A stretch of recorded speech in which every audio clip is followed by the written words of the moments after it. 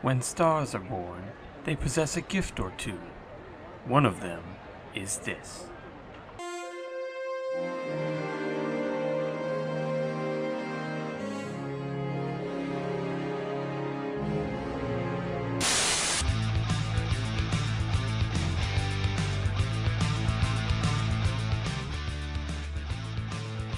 Welcome, ladies and gentlemen, to Opposite Attractions, the experimental prototype podcast of tomorrow.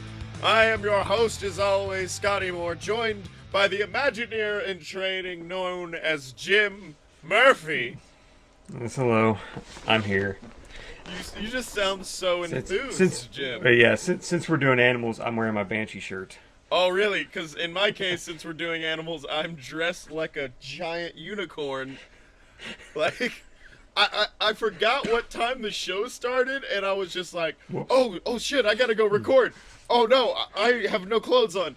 Unicorn onesie, throw it on. So now I'm a unicorn for the rest of the show, I guess. Oh, you're the naked mole rat from Kim Possible. You could have went that route. Oh yeah, or that horrifying route that would have lost us all the viewers we've ever had. I mean, I was hoping you were gonna keep your hat on because you showed me a very. I haven't.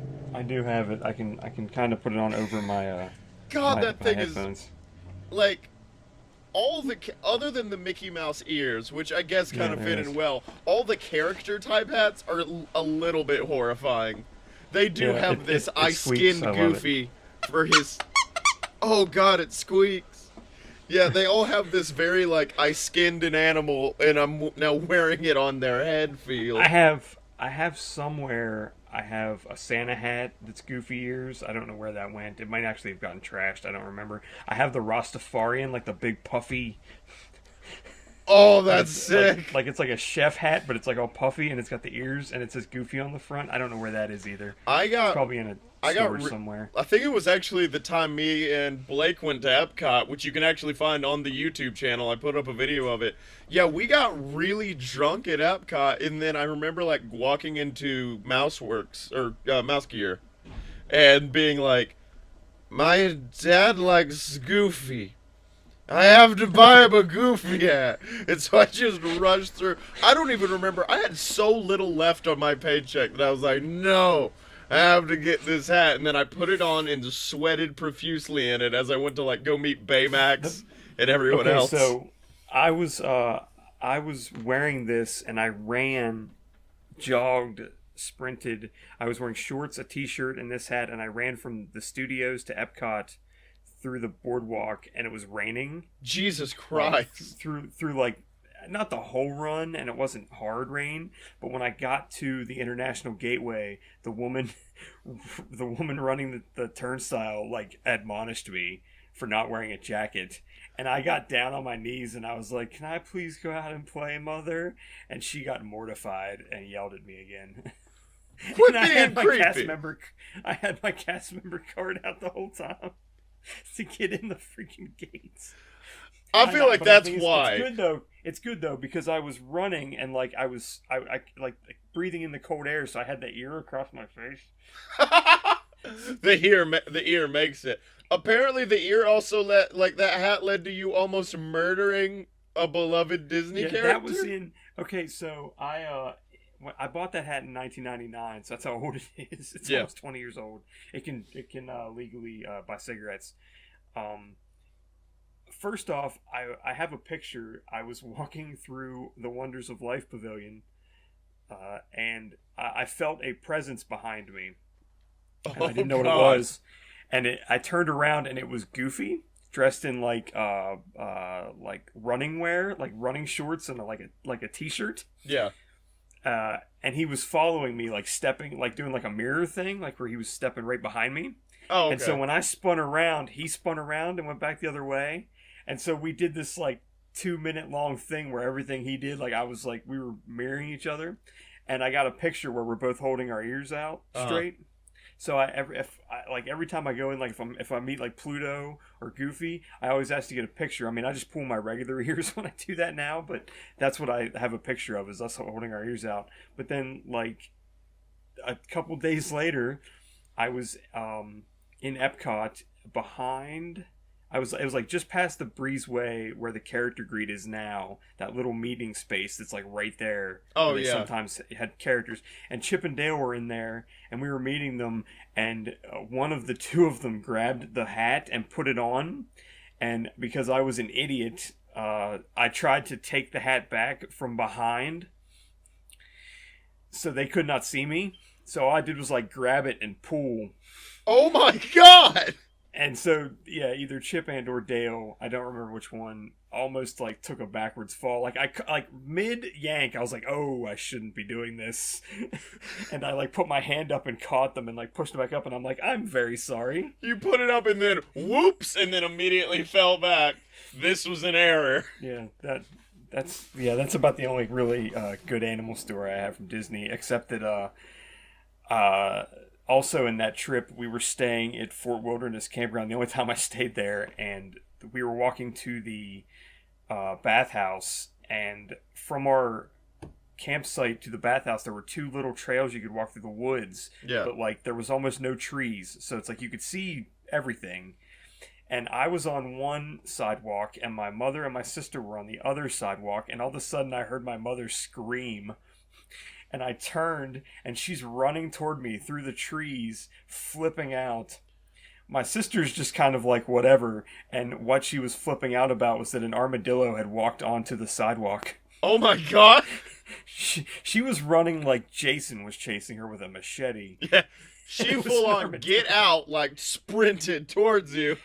Yeah, it was. I was. Yeah, we. That's like my big animal thing that happened at Disney that didn't involve like sitting on a Jeep and having a giraffe like shit in front of me. That's about it. Yeah, see, I've not got a lot of animal stories because I never went to Animal Kingdom. I went to Animal Kingdom once and I was like, all right, this is a thing, I guess. I'm just gonna chill here while you guys go do stuff. But I guess I do have one with another animal, but the animal species is Wookiee. And I just remembered it when you brought up the fact that you almost killed Chip and or Dale, and it's the fact that I had a similar thing. I didn't kill Chewbacca, but I made Chewbacca really sad because the first time I went to meet Chewie, obviously I was like, "What's up, Chewie?" And he's like, and he just starts picking at my hair like a monkey trying to get fleas out. But Shit. But at the time, my hair was like rainbow colored and really bright. Like I remember we met Rapunzel, and Rapunzel loved it. She was just like, "Oh my god, it's so many colors!" And I'm like, "Yeah, it's like your hair. It's got all the flowers." And she says like, "Yeah." And so when I went to meet Chewie, he starts doing it. And what I should have said was nothing. I should have just been like, "Ah, I see you enjoy my hair." But instead, I was just like, well, what's something... Because I got really nervous because I haven't seen episode 7. So I wanted to say something referencing episode 7, but then nothing came out with that. And so I was like, no, Yoda did my hair for me. At which point, Chewie looks at me with this face of just like, Yoda's dead! My friend is dead! Why would you bring him up? And I was just like, yeah, wait, oh no, like, I didn't outward, because there were kids, so I couldn't outwardly be like, Yoda's dead, and I'm like, he did it with magic? And Chewie's like, no, my little green buddy has passed on to the next world, and you brought him up, you bastard. Yeah, he's back there on my shelf right about as a ghost. You can't see it. It's a little. It's got a light on it. I have his corpse. When I met Chewie, I didn't know what the hell to do, and he just looked at me and was just like, like just shrugged at me. Chewie's a weird one to meet because he's already like a giant of a man. Well, what about Woody? Woody from Toy Story is 14 and a half feet tall. I've never met Woody, with apparently good reason. He's apparently Godzilla. He towers over you like have you never seen There is you've never a snake seen Woody? in my boot. You've never seen Woody in the parks? No, I haven't. Like you walk up to him, you hug him, and like the top of your head is like his chin level. It's insane. Yeah. Howdy, partner. please stop. Please, unless you're actually Tom Hanks in there, please stay away from me. Because Buzz is standing next to him, and Buzz is like human height. Yeah. Well, I guess that's And the then- way it was in the movies, you know? That's that they matched up pretty damn well because he is a tall doll. He's a tall 12-inch doll. So when they shrunk him up, they're like, well, now Buzz is going to be 8 foot and Woody's going to be 12 foot tall. That's how it works. Oh my god, what if that's what it was? What if those dolls, like, the Buzz doll was like a 6-inch toy and then the Woody one was like a 9-inch? So when they scaled it up, they were like, well, now Woody's this giant abomination and Buzz seems fun to be around. That it's literally like because you can see them from like across Pixar Place sometimes that you can like see them meeting people. Yeah. But like I didn't know that, and we just got in line like we're gonna meet Buzz and Woody, yay! And then we turned the corner, it's like holy shit. I don't want to meet Buzz and Woody anymore. I don't want to. So this is a podcast where we design our own theme park because we're the only ones who can do it correctly. And so we, of course, have decided on a theme park based around superheroes called Apex. Based around 80s dance movies. Based around 80s dance movies and Keanu Reeves, but also superheroes. And, of course, Apex since we have... 2, Electric Boogaloo. Since we have we can't afford that sweet, sweet Marvel or DC money, we have to make up our own superheroes. So we've come up with a fair amount of rides, and every single week we have a challenge. And last week, Jim put it upon me to come up with a ride based on animals. And I hate you. I thought I gave you Emma Daughter's Juggalo Christmas. Oh my god, yes. No, okay, so I'm just gonna kind of get into mine because I don't have that much of a concept. But so as we have learned through the history of this podcast, the way you get superpowers is you fly into space. You go to like this super powered Milky Way belt kind of thing. It gives you possibly powers. Some people don't get them. You come back to Earth and then you're a superhero and you can kind of work for like a superhero initiative, or maybe you become a villain, which is kind of short-sighted in their decision making. They're just like, I mean, we're kind of rolling the dice. Maybe good, maybe bad. And so I thought, like, well, what happens if you send up animals in the ship? Yeah. And so, like, but the frightening realization that I had was animals don't care about us. So if you give them superpowers, they're not going to be on our side. So my ride is in the villain section. And it's kind of like... I think mine is also in the villain section, but for slightly different reasons. Well, with mine, like in Universal Studios, they kind of have like a silly pet tricks kind of thing you can go see, where it's like a big animal stunt show. And that's what mine is, essentially. So, like, you have this one dog who got super acrobatics, and so he's really badass at going through hoops and shit. But it's all run by... It's run by this hyper intelligent cat. His superpower he got was super intelligence, but the only person he can communicate to is his intern Greg, and so another Greg. Yeah, it's oh damn it! I forgot about we already have a Greg. So this fucking is me out intern before Steve. Greg. So Steve comes out and he's just like, "Hello, everybody, welcome to the show," and then from behind him you're like, "Hello, Greg," or "Hello, Steve." Welcome them all to my show. I am Mittens, and you will all love my show.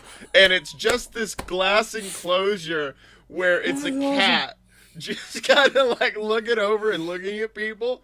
But I just love the idea that and he's got like all these keys in front of him, and I'm like, what do cats love more than anything? To walk across keyboards. So every once in a while through the show, the cat walks across the keyboard and the lighting and everything gets fucked up.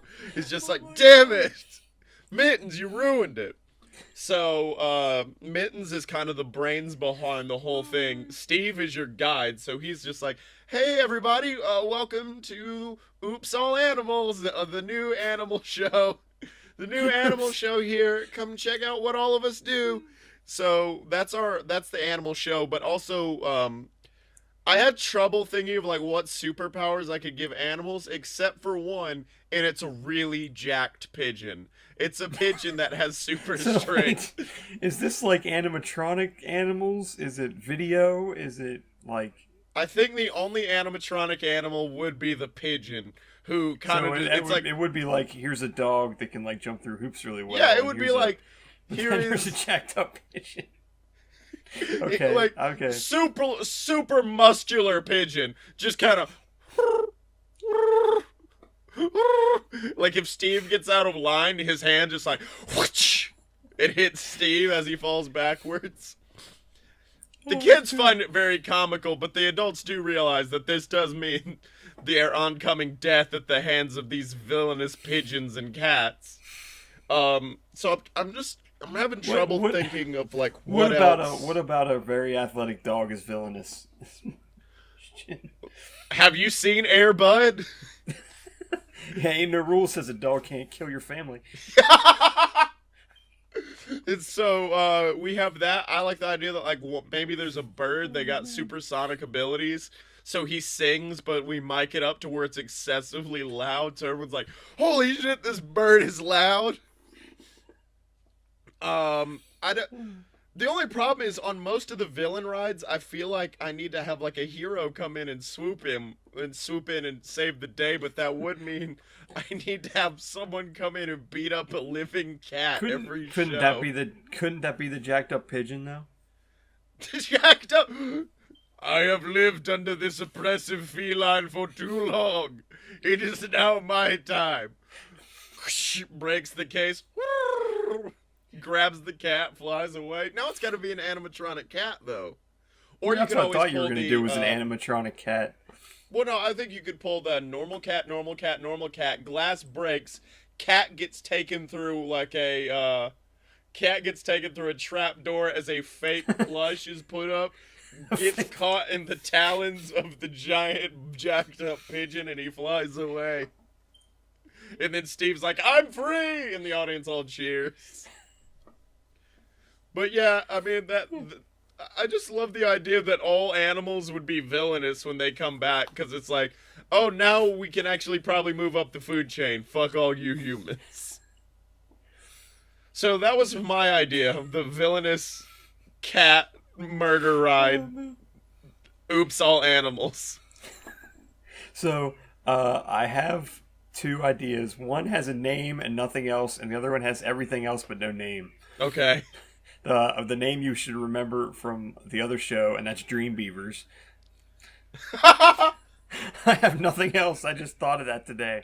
That I remembered. I came up with Dream Beavers, and I just wanted to throw that out there. But when I did my Tumblr where I tried to design a theme park, I had an idea for an animal that was on fire. Okay. Called a ponyta. So, basically, the idea would be that you would walk up the queue. The first part of the queue would be indoors, but it would be like a glass roof, so it'd be almost like you're outdoors. Mm. And there would be signs that were like, come this way to see our, amazing thing we have or whatever. And then you would go down a ramp, kind of like the people mover ramp. Mm. The little moving walkways. So they would only take like a certain number of people at a time, almost like a pre-show for like Haunted Mansion or whatever. Yeah. And you would go down into this pre-show area where they would basically say like, hey, we're going to stick you on this tour and you're going to tour our like facility, because it's like a villain thing. Okay. So you get in a car, it's like 6 people to a car, and you go through, and it literally starts out almost like The Land or something, where it's like an animal sanctuary. Yeah. So it's like half the land except instead of a boat, you're on a car, and you go through, and it's like there's some guy that's like the head of it, and he's talking about how he wanted to do that he does like scientific work with animals, and he decided that once he realized that people were going to space and getting superpowers, he wanted to see what would happen if he sent an animal to space to get a superpower. But in my version of this, he couldn't get anyone to agree to allow an animal to go. Yeah. And eventually he had to use a llama. Oh, hell yes. The llama's name is Lorenzo. Oh, I was hoping it was Cusco. No, Lorenzo Llama, from Oh, whatever the show damn was. it! So no, so you basically like things get a little weird when he's talking about this, where it's almost like they don't want to show you what happened to the llama. They kind of treat it like it's a security risk for you to Uh-huh. know, and so you're going through this thing Oh, kind of I thought you slow. mean because the llama died and exploded, Well, and they're like, no, they we don't don't want to they don't talk go about that it, far. but...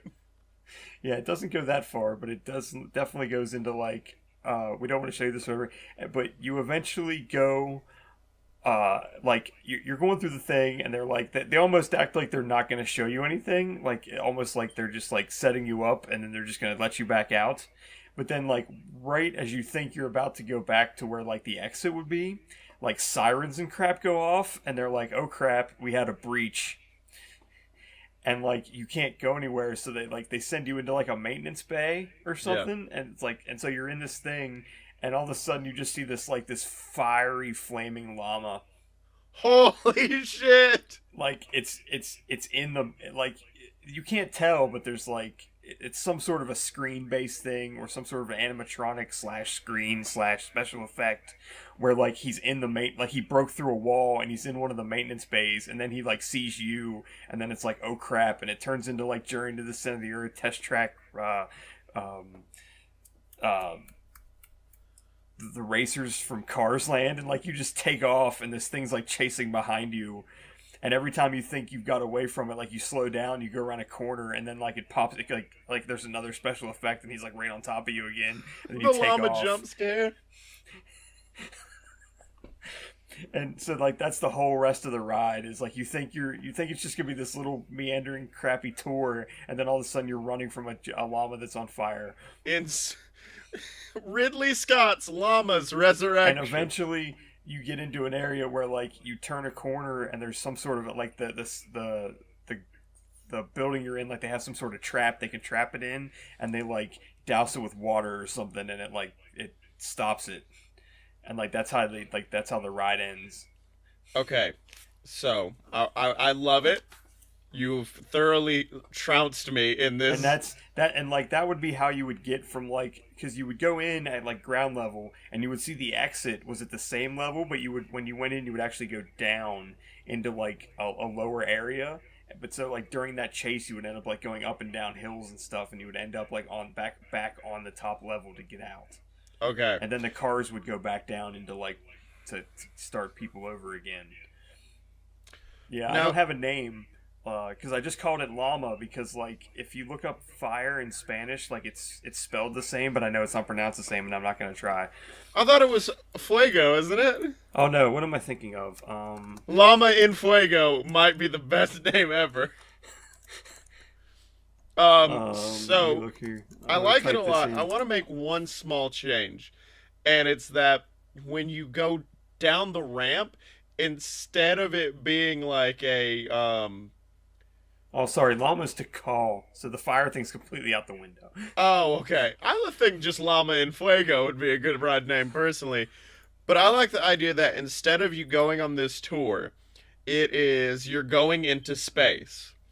And okay, so here's my story behind it. So you're going into space with the llama, and they Okay. tell you like this is the first animal to ever be sent into space. I like you guys are here to make sure nothing goes wrong.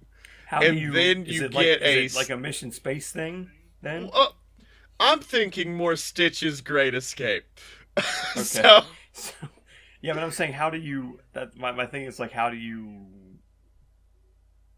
accurately portray the idea of going to space with an animal, with like a group of people? well, animatronic llama in the middle of all of you. So Okay. 6 seats, three on one side, three on the other. The animatronic llama is in the middle, and Okay. at one point, the ship soars into space. The llama is just in the middle, like ah, and you guys shoot up into space, and at some point, Okay, I'm sorry. The visual I just got in my head is making me lose my Pull shit. the lever, Kronk. Okay, so at some point, there, like, after you get into space, you look outside of your ship and you see space and all that, and you're just kind of like, okay, okay, and then they're just like, the belt is right there. Engage the warp drive, and this is like this huge shoot forward. But as you shoot forward, you hear ah, and then the llama shoots backwards off of the cart into what appears to just be a back area. So now you're like, llama, no, llama's dead. And so you're just like, mission failed. Maybe we'll get him next time. And then they're like, okay, we can start. I guess we're in the belt. Let's go back to Earth. And then you just hear like this, boom, boom, boom. And then you're, ah! And then the llama shoots forward, and you're just like, no, the llama, it's coming to get us. And then then what becomes like this giant roller coaster of the llama behind you in what is now a survival horror roller coaster as you just try to escape this llama. And the end of the ride ends with a big, like, Splash Mountain-esque dunk into what looks like the Earth's oceans. And it puts out the llama, and then you're all safe. Because my other idea would be that there would actually be two llamas, and one would be like a fire, and one would be an ice one. A llama of fire and ice, yes. Yeah, and then the llama's owner would be named Lorenzo, and then they'd be Lorenzo's llamas. Okay. Also, the tagline for this ride, whether we use the space angle or not, is in space, no one can hear you. If you can learn to spell that, that's a t-shirt. Also, I did get an idea for Dream Beavers. Just replace beavers with raccoons. But then I realized the ride would have to be called Dream Coons, and I've got really uncomfortable. Oh, no. But I like the idea that these two raccoons got the powers to give people, like, dreams. And so as you go through the ride, at first it's like a Chip and Dale kind of jaunt and an adventure of just like, hey guys, it's us! We're gonna have a great time today. And then like something happens and you go into like this little, like, it's a small world dreamscape. But it's been, like, as it goes on, it kind of gets revealed that the two raccoons are just using it to go through all the garbage and through your purses and trying to steal from you. And then once it gets found out that it's a small world, becomes like, it takes on a dark turn. And you're like, no, no, no, no. And then, I don't know, some superhero comes in to save them. I've not fully fleshed it out. You could do the beaver thing where, like, it would be some sort of a flume situation. Yeah. Where they're trying to, and like where they have to build a dam to like stop the water or whatever, and so the name of the ride, like, it'd be Dream Beavers : given a dam. I was gonna say a damn fine ride. So, oh no, that would actually be a really good like thing. Is you see the beavers and they keep building the dam higher and higher and higher, and then finally the dam busts and water shoots out towards you and it carries you forward. And I don't know what the superpower thing about that would be, but it'd be worth a ride. Maybe they're like secondary characters. It's a secondary plot line to one of these rides we're constructing. And so, like, you know, in the middle of Dream Raccoons, to hold in all my peach juice. It's holding back the peach juice. Whoosh. Oh man. So yeah. I think Juicy Peaches would name his sidekicks the Dream Beavers. Yeah. Oh damn, man! The llama ride. Llama on Fuego is got potential. I really like the concept of the survival horror ride with the llama. I just wanted a test track sort of like end of portal sort of like thing where you're like going places where you shouldn't technically be and you're going as fast as possible and there's a fiery llama chasing you. Yeah. You could use any animal really. I just went with the llama because I think the llama is probably a very good choice there, my dude. Although, didn't we have it ride like in episode 4 where there was a giant fire creature chasing you from behind? Let's just replace that with a llama. We don't even have to change much. You had the Juicy Peaches thing had a fire thing, and I thought it was the guy in the volcano, yeah, there was that too. Millennial Mountain, where the guy chases you and he's on fire.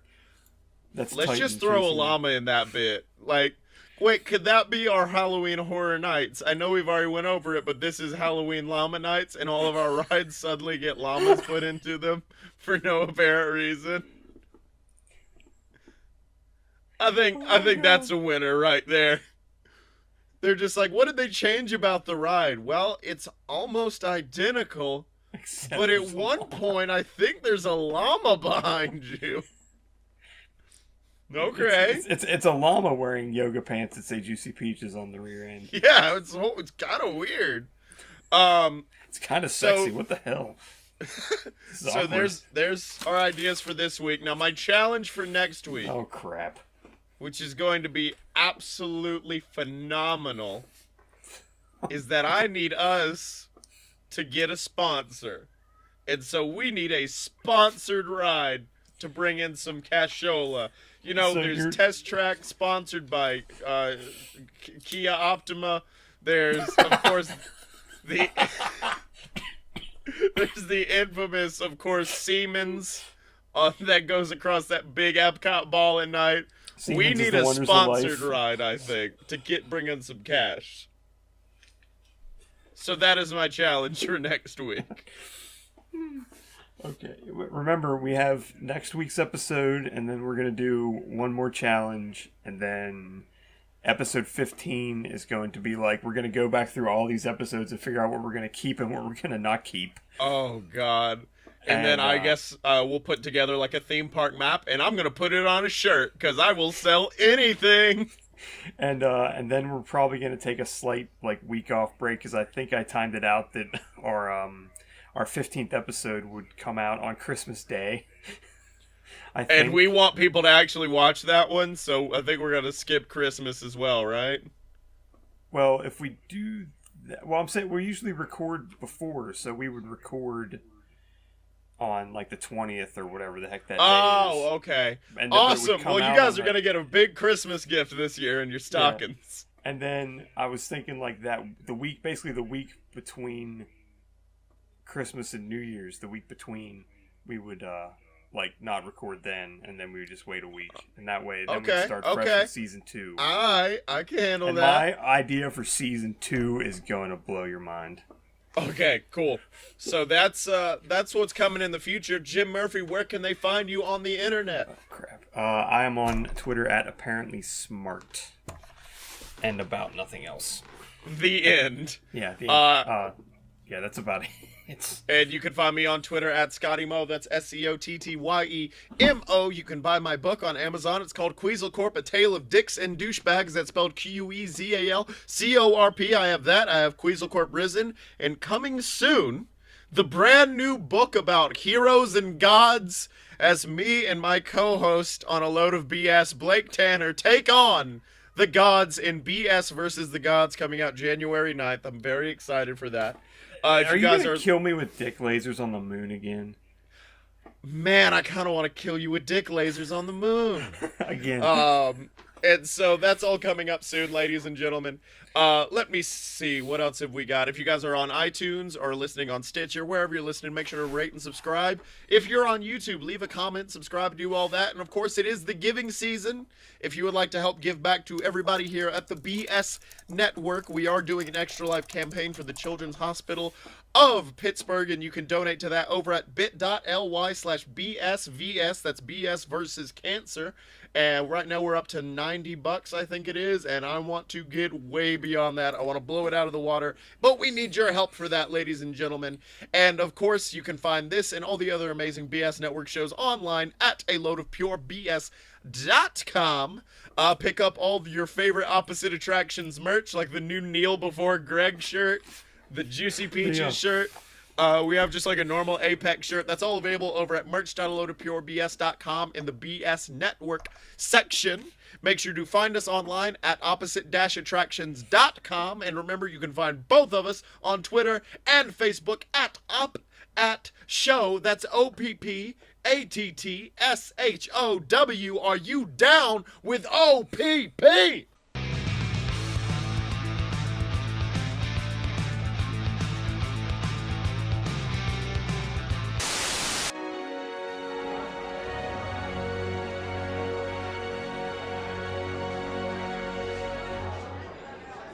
Thanks, folks, for making this little podcast of ours so extra magical.